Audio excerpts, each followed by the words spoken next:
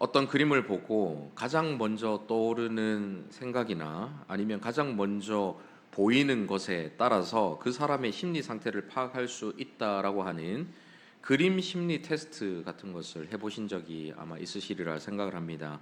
예가 되는 그림을 하나 띄워드릴까 하다가 이 시간 마칠 때까지 그 그림 생각만 하실까봐 그림을 띄워드리지는 않고요. 제가 본 그림은 초승달이 그려져 있고 또 가운데에 나무가 한 그루 그려져 있고 또 언덕이 있고 언덕 위에 한 사람이 그려져 있는 그림이었습니다. 그 그림을 처음 딱 봤을 때 가장 먼저 초승달이 보이는 사람은 기쁨과 행복이 내면에 가득 찬 사람이다라고 해설을 하더라고요. 나뭇가지가 만든 사람 얼굴 형체를 먼저 발견한 사람은 마음이 아주 따뜻한 사람이다, 뭐 이렇게 설명을 하고 있고요. 언덕 위에 사람을 먼저 발견한 사람은 현실적인 사람이다, 뭐 이렇게 설명을 하고 있었습니다. 저는 나뭇가지가 만든 얼굴 형체를 먼저 발견한 것으로 봐서 마음이 아주 따뜻한 사람인 것으로 밝혀졌습니다. 네, 믿거나 말거나. 네. 아무튼 이 그림 한 장으로 내면에 숨겨져 있는 이 성격을 알 수 있다라고 말하는데, 이 심리 테스트의 설명이 뭐 진짜인가 아닌가 뭐 모르겠지만 이렇게 같은 그림을 놓고도 보는 사람에 따라서 모두 다르게 보고 다르게 느끼고 다르게 해석한다라는 것만은 부인할 수 없는 사실입니다. 우리는 우리 마음이 원하는 대로 봅니다. 우리의 마음에 따라서 같은 것을 바라보고도 다른 감정과 다른 생각을 가질 수가 있는 것이죠. 우리가 마음에 믿고 싶은 대로 어떤 현상을 판단하는 경향이 있습니다. 우리가 객관적인 사실이라고 생각하는 것들조차 우리의 마음속에 있는 편견과 선입견, 욕심과 두려움에 의해서 그 사실이 왜곡되는 경우가 많이 있죠.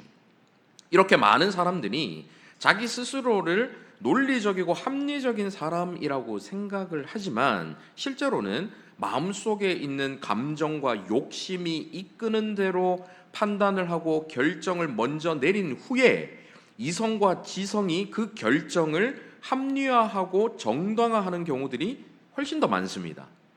객관적으로 그 사실을 본다라고 이야기를 하지만 자기는 합리적인 사람이라고 생각은 하지만 이미 마음에서 어떤 방향으로 결정한 후에 자기 머리로 계속해서 그것이 맞다라고 스스로를 합리화하고 세뇌하는 경우들이 있다는 거죠. 결국 각자의 마음에 따라서 스스로 옳다고 믿는 자기 신념에 갇혀서 잘못된 것을 진리처럼 여기며 살아갈 수 있다라는 말씀입니다. 여기서 문제는 이러한 인간의 한계가 교회를 다니는 많은 사람들에게도 공통적으로 나타난다라는 것이죠. 신앙과 삶이 분리가 되고 내면의 변화 없이 외형적인 눈에 보이는 종교 생활에만 치중하는 사람들, 정말로 중요한 이 마음을 돌아보는 성찰 없이 자신은 무조건 옳다라고 여기고 그 뒤틀린 잣대로 다른 사람들을 판단하고 정죄하고 비난하는 그런 태도들 때문에 교회 안에서도 상처를 받고 교회를 떠나는 사람이 생기기도 하고요. 또 세상 사람들도 교회를 향해서 비난하는 이런 경우들, 이런 안타까운 상황들이 생기곤 합니다. 오늘 함께 읽은 본문은 바로 이 마음의 문제를 다루고 있는데요. 본문을 통해서 우리의 뒤틀리고 무너진 마음을 다시 바로 세울 수 있는 근원적인 힘, 곧 우리의 내면 깊숙한 곳에서부터 근본적인 변화를 일으키는 이 복음의 능력에 대해서 함께 나누며 은혜를 나누고자 합니다. 먼저 본문 39절 한번 보십시오. 또 비유로 말씀하시되 맹인이 맹인을 인도할 수 있느냐? 둘이 다 구덩이에 빠지지 아니하겠느냐? 예수님께서 비유로 말씀하셨다라고 나오지요. 여기서 맹인은 곧 죄로 인해서 영적으로 눈이 멀어버린 인간의 본질적인 한계를 보여주시는 비유적인 표현이다라는 것을 알 수가 있습니다. 우리는 스스로 진리를 볼 수 있다라고 착각을 합니다. 또 우리 스스로 진리를 보고 있다라고 믿으면서 살아갈 수 있지요. 하지만 사실 자연인 그대로의 우리는 모두 진리를 온전히 바라보지 못하는 영적인 맹인들입니다. 앞서도 말씀드린 것처럼 우리는 스스로 객관적이고 중립적인 관점을 가지고 있다라고 생각하지만 사실 살아온 환경, 겪어온 경험, 배워온 교육, 주변 사람들의 영향, 방송 매체의 편향성, 잘못된 정보의 무분별한 습득, 이런 것들로 인해서 모두가 특정한 관점을 가지고 있고 특정한 편견을 가지고 있고 특정한 한계를 가지고 있습니다. 그래서 같은 사안을 놓고도 이 사람은 이렇게 생각하고 저 사람은 저렇게 생각하는 현상들이 나타날 수밖에 없는 거죠. 이보다 더욱 심각한 문제는 이러한 외부적인 영향을 받기 이전부터 우리는 죄로 인해서 전적인 타락을 겪었기 때문에 인간의 모든 부분, 곧 지성과 감정과 의지가 오염되어서 진리를 온전히 깨달을 수 없는 왜곡된 인식 능력을 갖게 되었다라는 것입니다. 그러니 우리의 지성은 하나님에 대한 참된 지식을 스스로 얻을 수가 없고 우리의 감정은 잘못된 대상을 향하고 있기 때문에 하나님보다는 피조물을 더 사랑하게 되지요. 우리의 의지는 하나님의 뜻보다는 자신의 뜻이 세상의 가치가 더욱 우선시되는 우상 숭배의 성향을 가지게 된 것입니다. 그렇기 때문에 우리의 삶의 여러 영역에서 문제들이 발생을 하지요. 먼저는 우리 자신을 있는 그대로 보지 못하는 자기 인식의 왜곡이 생겨납니다. 자신의 장점은 아주 크게 생각을 하고 자신의 단점은 별것 아닌 것으로 여기거나 애써 무시하는 경우들이 생기지요. 때로는 또 반대의 경우가 생깁니다.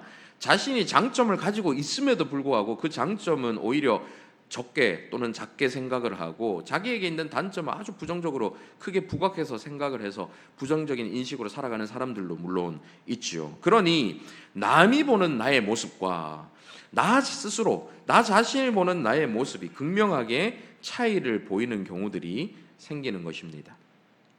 언어를 조금 순화해서 이상한 사람 질량 보존의 법칙이라는 것이 있습니다. 제가 언어를 좀 순화해서 원래 이상한 사람이 세 글자로 되어 있는 단어인데 이상한 사람 질량 보존의 법칙 들어보신 적이 있으실지 모르겠습니다. 이 법칙은 이상한 사람을 피해서 조직을 옮기면 그곳에는 다른 이상한 사람이 있다. 아주 이상한 사람이 없으면 덜 이상한 사람 여럿이 있다. 팀 내 이상한 사람이 다른 데로 가면 새로운 이상한 사람이 온다. 팀 내에 이상한 사람이 없다면 자신이 바로 그일 가능성이 있다. 뭐 이런 법칙이지요. 이런 사람은 다른 사람이 자신을 싫어하면 본인의 말이나 행동에 문제가 있다라고 스스로 성찰하기보다는 자기같이 순하고 착한 사람을 싫어하는 그 사람이 나빠서 그런 거다 하면서 다른 사람을 탓하곤 합니다. 알고 보면 그 지역의 이상한 사람은 바로 자신이었는데 말이죠. 이렇게 자기 자신을 스스로를 왜곡되어 보는 것, 있는 그대로 보지 못하는 자기 인식의 왜곡이 우리 가운데 생겨납니다. 자기 인식의 왜곡은 또한 타인에 대한 판단에도 영향을 미쳐서 오류를 만들어내곤 하지요. 그래서 성공하면 내 덕, 실패하면 남 탓, 내가 하면 로맨스, 남이 하면 불륜, 뭐 이런 생각을 하는 것입니다. 그러면서 다른 사람의 나쁜 행동은 그 사람의 성격이 이상해서 그 사람의 성격 문제로 치부하고 자기 자신의 행동은 어쩔 수 없는 상황 때문이다. 이 환경 때문에 어쩔 수 없었다라고 생각을 하곤 합니다. 이렇게 다른 사람을 판단하는 시각 자체도 왜곡된 시각을 가지게 되는 것이죠. 이렇게 자신과 타인에 대한 왜곡은 나아가서 하나님에 대한 인식도 뒤틀리게 만들어버립니다. 하나님을 자신의 어긋난 생각과 판단 기준으로 자기가 만든 하나님, 자기가 원하는, 자기가 생각하는 하나님으로 만들고 그 모습과 다른 하나님이 발견될 때는 그 하나님을 거부하거나 받아들이지 못하는 것이죠. 실망을 했다, 뭐 이런 이야기를 하게 되는 것입니다. 이런 상태에 있다 보니까 41절과 같은 상황이 생기는데요. 41절 같이 한번 읽어보실까요? 시작. 어찌하여 형제의 눈 속에 있는 티는 보고 내 눈 속에 있는 들보는 깨닫지 못하느냐. 자기 스스로를 발견하는 자기인식과 다른 사람을 바라보는 시선의 왜곡이 있기 때문에 형제의 티에 대해서 지적하면서 스스로의 들보를 보지 못하는 이런 경우들이 생기죠. 여기서 티는 톱밥과 같은 작은 먼지, 작은 결점, 작은 나무 조각 이런 것들을 의미합니다. 들보라는 것은 집에 지붕을 받치는 큰 기둥이 되는 나무를 의미하는 것이죠. 우리는 흔히 이 비유에서 이 티와 들보의 크기에 대한 비교에 주목을 하는 경우들이 있습니다. 마치 형제는 티와 같은 작은 잘못을 한 사람이고 그를 지적하는 사람은 그 형제와는 비교도 할 수 없는 들보와 같은 엄청나게 큰 잘못을 한 사람처럼 생각을 합니다. 그리고 그 사람이 그렇게 큰 잘못을 했음에도 자신의 잘못에 대해서는 전혀 모르는 것처럼 생각을 하고 이 구절을 해석하기도 하지요. 전혀 틀린 해석은 아니지만 이렇게 볼 경우 자신의 잘못에 대해서 들보를 가지고 있는 그 사람에 대해서 스스로 들보가 자기 눈에 있다는 것을 전혀 깨닫지 못하는 사람이라고 여긴다면 그 사람을 무작정 탓할 수가 있을까요? 자기 잘못을 잘 모르는데 그 모르는 무지에 대해서 물론 죄라고 이야기할 수 있겠지만 그래도 스스로 잘못을 모르는 사람에게 잘못했다라고 막 무작정 탓하기엔 좀 애매한 부분이 있죠. 거기에 더해서 바로 이어지는 42절에서 예수님께서 이런 사람을 가리켜 뭐라고 꾸짖는지 한번 보십시오. 42절 같이 한번 읽어보시겠습니다. 시작. 너는 내 눈 속에 있는 들보를 보지 못하면서 어찌하여 형제에게 말하기를 형제여 나로 내 눈 속에 있는 티를 빼게 하라 할 수 있느냐. 외식하는 자여 먼저 내 눈 속에서 들보를 빼라. 그 후에야 내가 밝히 보고 형제의 눈 속에 있는 티를 빼리라. 예수님께서 그 사람에 대해서 뭐라고 꾸짖습니까? 외식하는 자요. 이렇게 지금 꾸짖고 계시지요. 여기서 외식하는 자라는 것은 위선자라는 뜻인데요. 이 단어는 원래 고대 그리스 시대의 연극 배우들을 가리키는 것입니다. 이 고대 그리스 시대의 연극 배우들은 그 표정을 과장되게 만든 가면을 쓰고 연극을 했거든요. 오늘날 이 카메라가 있을 때는 카메라가 가까이 비춰주기 때문에 이 작은 이 얼굴의 표정의 변화도 여러분들이 자세히 볼 수 있지만 옛날 고대 그리스 시대에는 저 멀리 극장 뒤에 앉은 사람은 그 사람의 표정을 볼 수가 없잖아요. 그러니까 과장된 표정을 지은 가면을 만들어 쓰고 그 가면 뒤에서 연기를 합니다. 그래서 멀리서 지켜보는 사람은 그 가면이 가리키는 그 짓는 표정을 보면서 그 사람의 감정을 헤아리는 것이지요. 관객들은 배우의 진짜 얼굴은 볼 수 없고 가면이 표현하는 그 표정으로 감정을 읽는 것입니다. 지금 형제의 티를 지적하는 사람은 진짜 자신의 모습을 숨기고 다른 사람들이 보기를 원하는 모습의 가면을 쓴 상태에서 타인을 지적하는 것이죠. 이 외식하는 자는 선한 것이 무엇인지 알고 있기 때문에 위선을 행합니다. 외식을 하는 거죠. 선한 것이 무엇인지 알지 못하고 자신의 잘못을 모르는 사람은 외식을 하지 않죠. 위선을 하지 않습니다. 본인 스스로가 무엇이 선하고 자기가 뭘 잘못하고 있는지 알기 때문에 그것을 숨기는 외식, 위선을 하는 것이죠. 자신 안에 도덕적 기준이 있고 그 기준에 맞지 않는 자신을 이미 발견한 사람입니다. 그런 사람은 두 가지 중에 하나를 선택하지요. 자신을 바꾸거나 아니면 자신을 속이고 그 모습을 감추는 것입니다.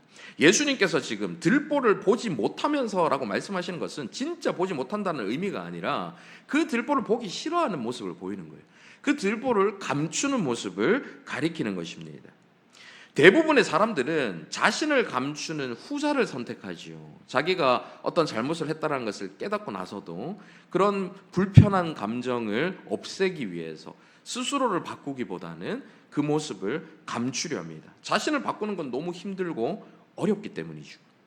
예수님께서 지적하시는 이 위선자는 들보와 같은 엄청난 죄가 그 자신에게 있다라는 사실을 알고 있지만 그것을 보고 싶어 하지 않는 사람을 가리키는 것입니다. 자신이 올바르지 않다라는 것에 불편함을 느끼고 그런 찝찝한 마음을 없애기 위해서 힘을 들여서 자신을 바꾸기보다는 자기가 옳다고 여기는 그 신념을 바꾸거나 자기 합리화를 하는 것이죠.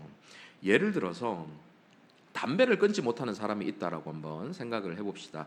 이 사람은 담배가 몸에 좋지 않고 담배를 계속 피면 폐암에 걸릴 수 있다, 이런 것을 다 알고 있습니다. 그럼에도 담배를 끊는 것이 너무 힘들고 계속 피고 싶은 마음이 있기 때문에 이렇게 생각을 하죠. 담배가 스트레스 해소에 도움이 되는 거야.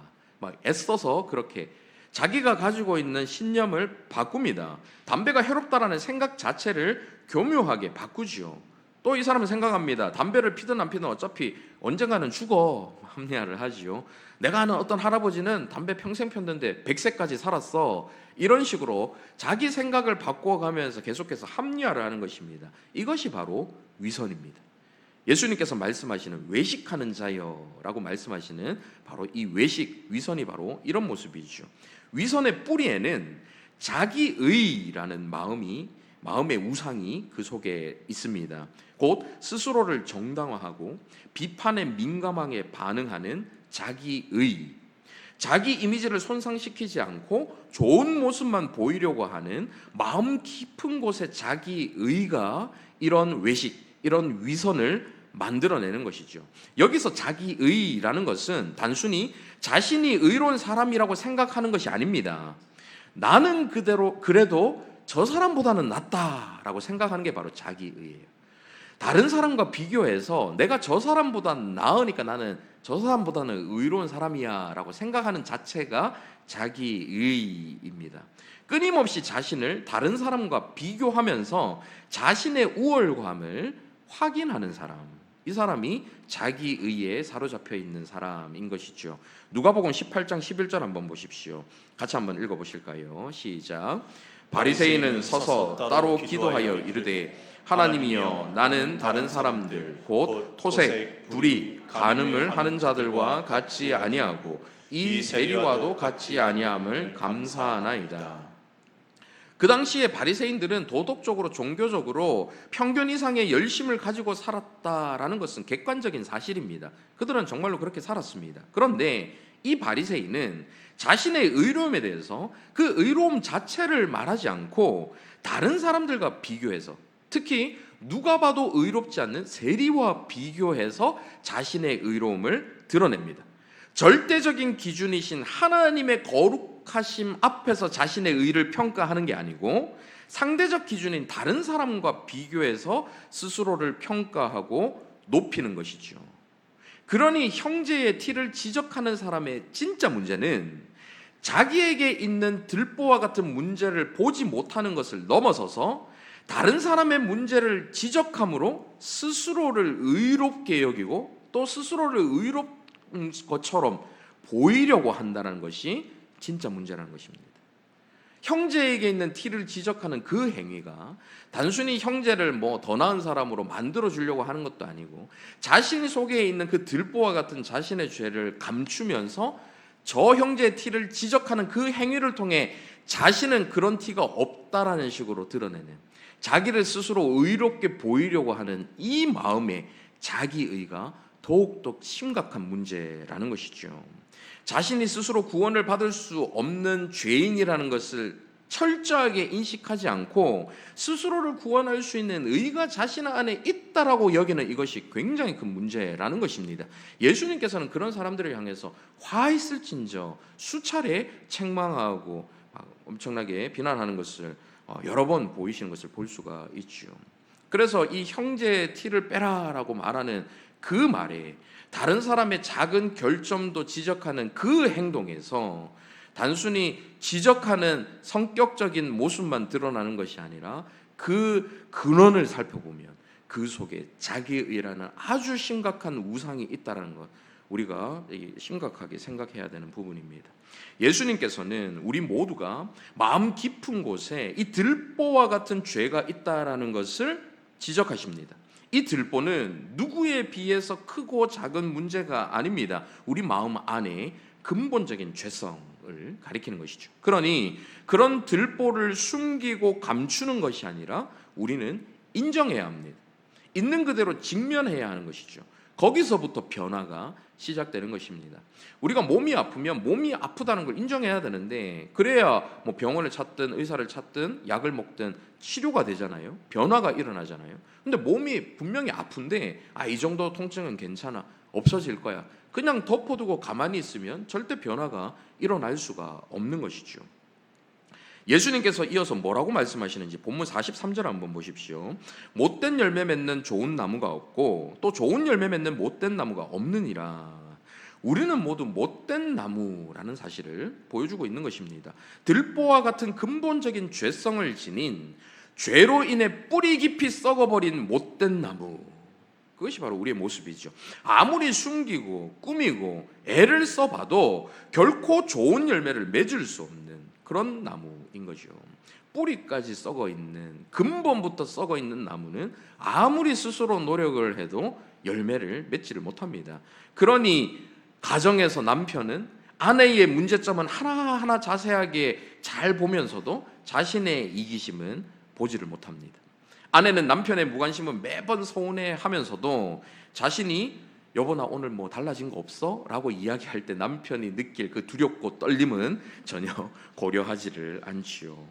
부모는 자녀의 반항에 불같이 화를 내면서도 자신의 이 강압적인 양육 태도에 대해서는 정당화합니다.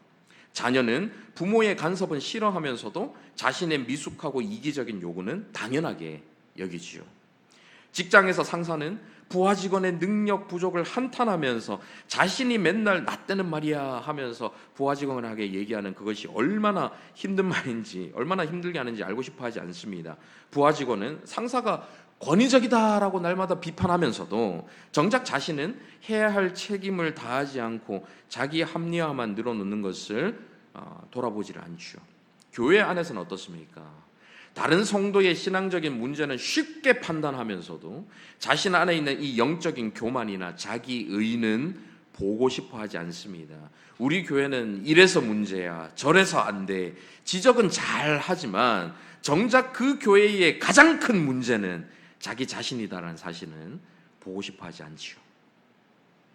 못된 나무인 우리는 우리의 가장 선한 행위조차 불순한 마음의 동기가 섞여 있는 사람들입니다. 누군가를 도울 때도 내가 이렇게 선행을 하는 사람이야 과시하고자 하는 마음이 그 속에 도사리고 있지요.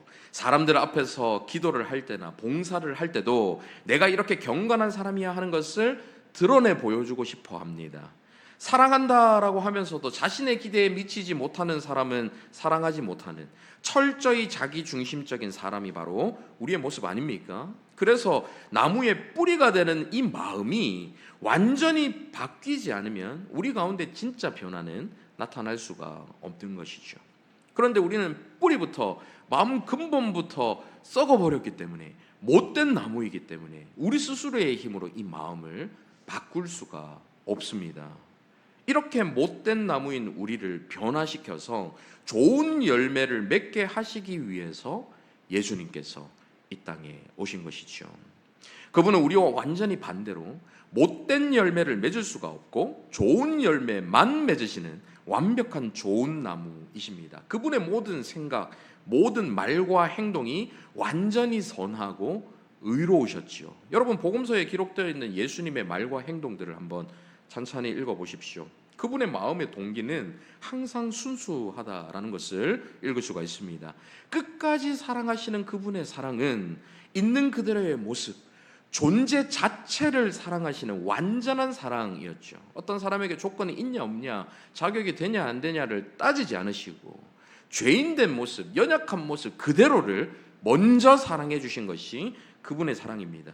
그분의 의로움은 어떠한 흠도 티도 없었지요. 그래서 그분을 죽이려고 했던 원수들조차도, 본디오 빌라도조차도 그분에게서 죄를 찾을 수 없다라고 고백할 정도였습니다.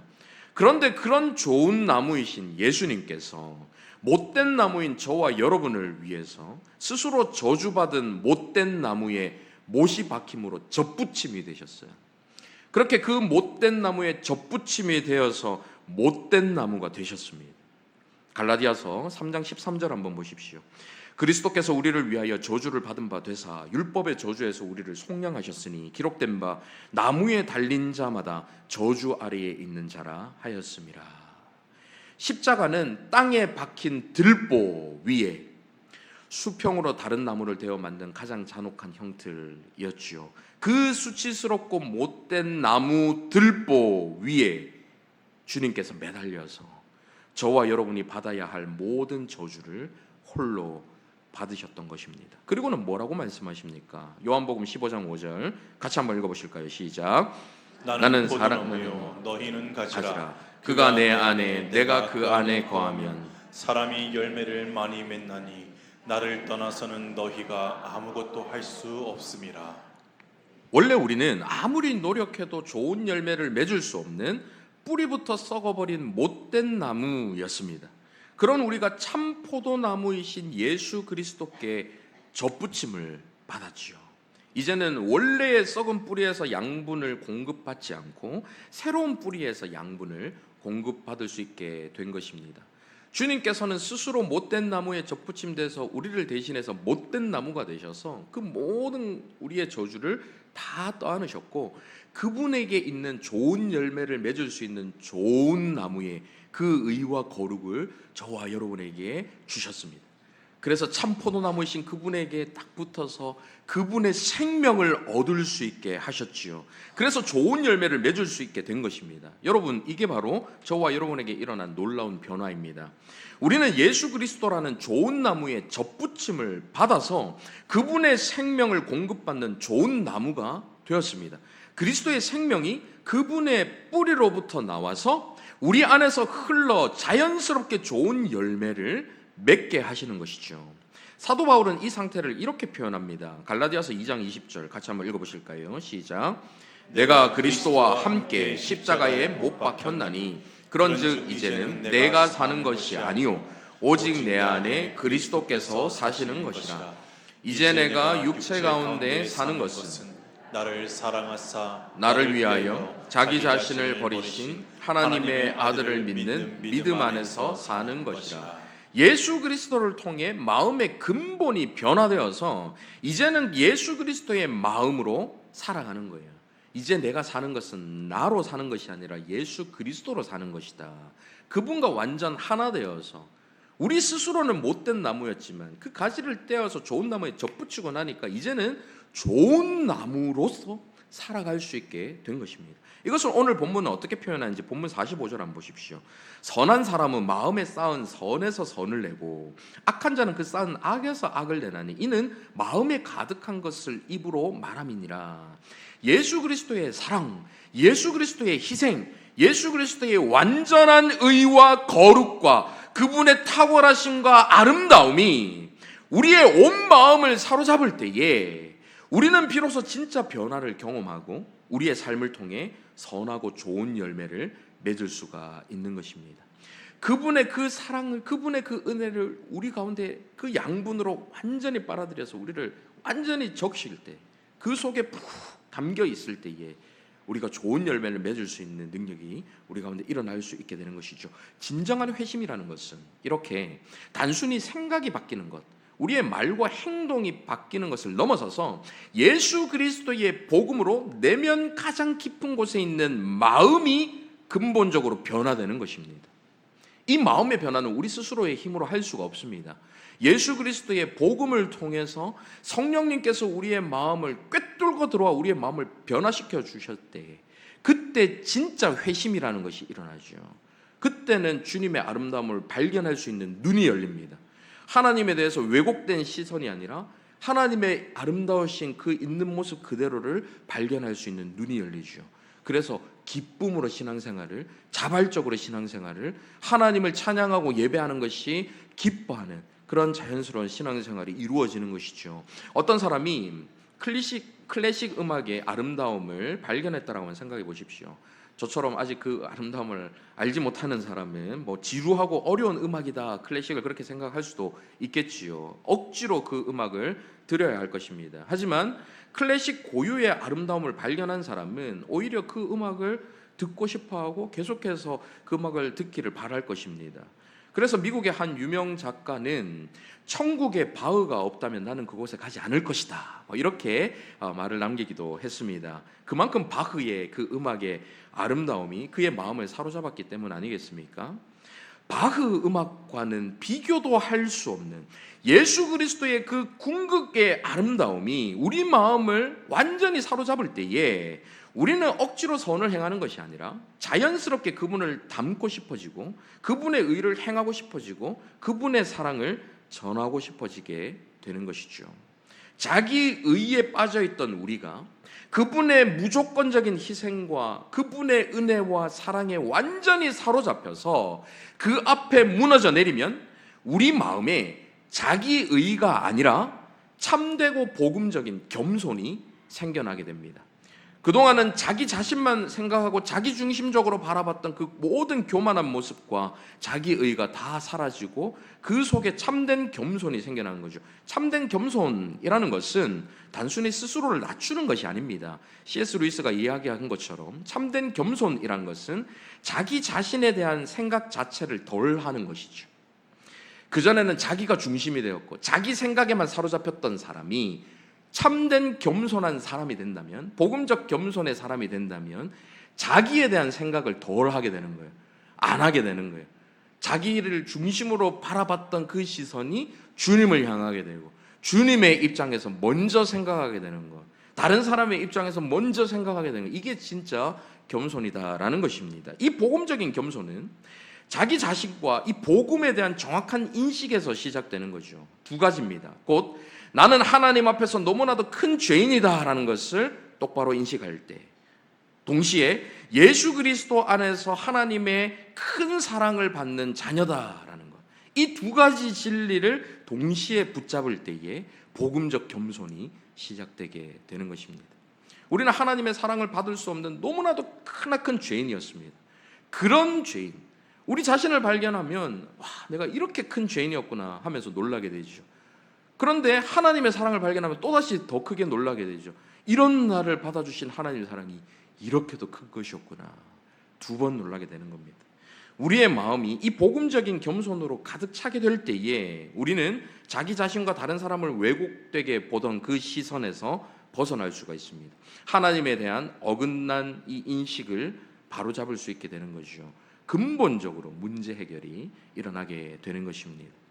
이제 말씀 맺겠습니다. 오늘 본문을 통해 우리는 다른 사람까지 구덩이에 빠뜨릴 수 있는 영적 맹인, 형제의 티를 지적하면서 자신의 들보를 숨기는 자기 의에 사로잡혀 있는 위선자, 스스로 좋은 열매를 맺는 것이 불가능한 못된 나무에 대해서 살펴보았습니다. 저와 여러분 가운데는 이런 모습이 없는가 한번 생각해 보셨으면 좋겠습니다. 사실 저와 여러분이 이런 모습을 갖고 있다라는 것을 철저하게 인식할 때에 그 철저한 자기 인식이 결코 우리에게 절망을 가져다 주지 않습니다. 오히려 그것이 복음의 시작이 되지요. 우리 자신을 있는 그대로 바라볼 때 그때 비로소 우리는 이런 모습을 변화시켜줄 누군가가 필요하다라는 것을 깨닫게 되는 것이기 때문입니다. 본문 42절에서 예수님은 먼저 내 눈 속에서 들보를 빼라. 그 후에야 내가 밝히 보고 형제의 눈 속에 있는 티를 빼리라 말씀하셨어요. 예수님께서는 먼저 우리의 마음의 들보를 제거해서 뒤틀린 자기 인식과 타인에 대한 시선을 교정하고 밝히 보면서 형제의 티를 빼주라라고 말씀하십니다. 사명을 부여하고 계신 것이죠. 스스로 보지도 못하는 들보를 어떻게 빼라고 하시는 걸까요? 이 말씀은 우리가 스스로 할 수 없는 일들을 그분이 할 수 있게 해주시겠다라는 약속의 말씀과 동일한 것입니다. 이것이 바로 복음이고 저와 여러분의 사명인 것이죠. 우리의 진정한 변화는 외부에서가 아니라 내면에서, 곧 우리의 마음에서 시작됩니다. 우리의 마음의 창고에 무엇으로 가득 채워져 있는가 하는 것이 겉으로 보이는 우리의 말과 행동을 결정하게 되는 것이죠. 뒤틀리고 왜곡되고 무너져 있는 우리의 마음이 예수 그리스도의 한없는 사랑으로 새롭게 재건축되어서 그분의 아름다움으로 우리의 마음이 가득 채워질 때에 진정한 삶의 변화가 자연스럽게 일어날 줄 믿습니다. 그렇게 근본부터 변화되어서 좋은 열매를 많이 맺어가는 저와 여러분의 삶이 되실 수 있기를 간절히 바랍니다. 아멘. 말씀을 생각하며 함께 찬양했으면 좋겠는데요. 나의 마음을 이라는 찬양 함께 고백하시겠습니다.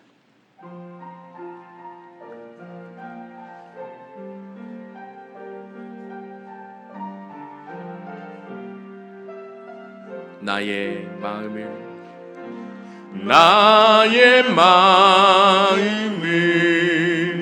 정금과 같이 정결케 하소서. 나의 마음을 정금과 같이 하소서. 내 영혼에 한 소망이 있으니 주님과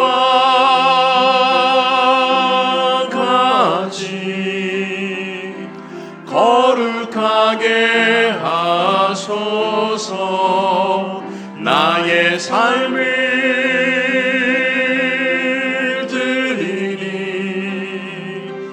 거룩하게 하소서.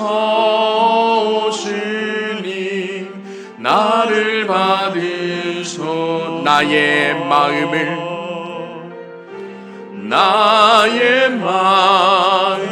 정금과 같이 정결케 하소서. 정결케 하소서. 나의 마음을 정금과 같이 하소서. 내 영혼에 한 소망 있으니 좋은 열매 맺는 좋은 나무 같은 주님과 같이 거룩하게 하소서. 거룩하게 하소서. 나의 삶을 드리니 거룩하게 하소서. 주님 나를 받으소서. 나를 받으소서.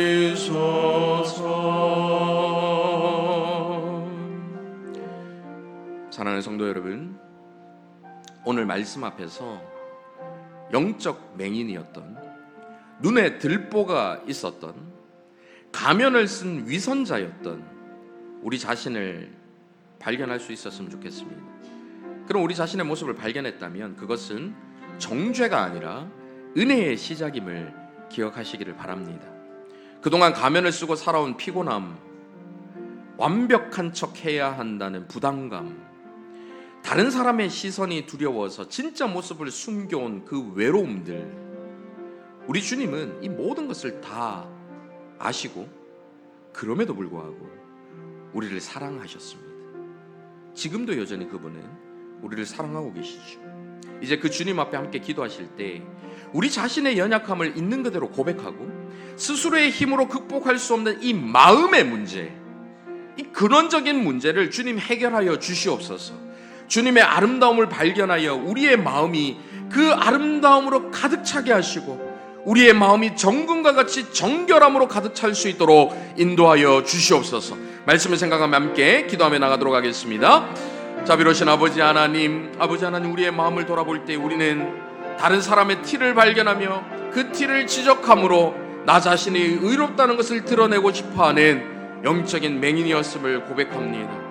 다른 사람에게 있는 작은 것은 지적하면서도 본인 스스로에게 있는 그 들보와 같은 큰 죄악된 모습들은, 그 어그러지고 왜곡되고 뒤틀리고 더러운 그 모습들은 애써 부인하고 부정하고 덮어두고 그 모든 것들을 자기 스스로도 속이며 살아왔던 우리의 지난날의 모습들을 이 시간 주님 앞에 내려놓습니다. 스스로를 온전히 인식하고 우리가 못된 나무란 사실을 인정하며 그 모든 것을 치유해 줄 수 있는 유일한 존재이신 주님 앞에 나아가 주님의 힘을 받아 우리의 마음이 정금과 같이 정결해지는 은혜를 주님을 통해 누릴 수 있도록 인도하여 주시옵소서. 자기 자신을 위한 자기 인식, 그리고 하나님의 사랑을 향하는 올바른 인식이 우리를 변화시킨다는 사실을 기억하며 그 복음 앞으로 우리를 나아가고 그 예수 그리스도 앞으로 우리를 세워서 우리의 모습이 예수 그리스도의 복음의 능력을 통해 온전히 변화되는 복된 역사를 경험할 수 있도록 인도하여 주시옵소서. 자비로우신 아버지 하나님, 오늘 말씀을 통해 우리의 마음 상태를 깨닫게 하심에 감사를 드립니다. 예수 그리스도의 아름다움을 발견하고 복음적인 겸손을 허락하셔서 더 이상 자기 자신에 대한 생각들을 멈추게 하여 주시고 오직 예수 그리스도만을 바라보며 살아가는 저희 모두가 되게 하여 주시옵소서. 예수 그리스도의 복음의 능력으로 우리의 마음을 거룩하고 정결하게 변화시킬 수 있도록 은혜 부어 주시옵소서. 우리의 마음이 새롭게 다시 세워져서 가정과 교회와 지역과 사회가 변화되는 일에 귀하게 쓰임받는 저희 모두가 될 수 있도록 은혜 부어 주시옵소서. 좋은 열매 맺는 좋은 나무 되시는 예수 그리스도의 이름으로 기도하옵나이다. 아멘.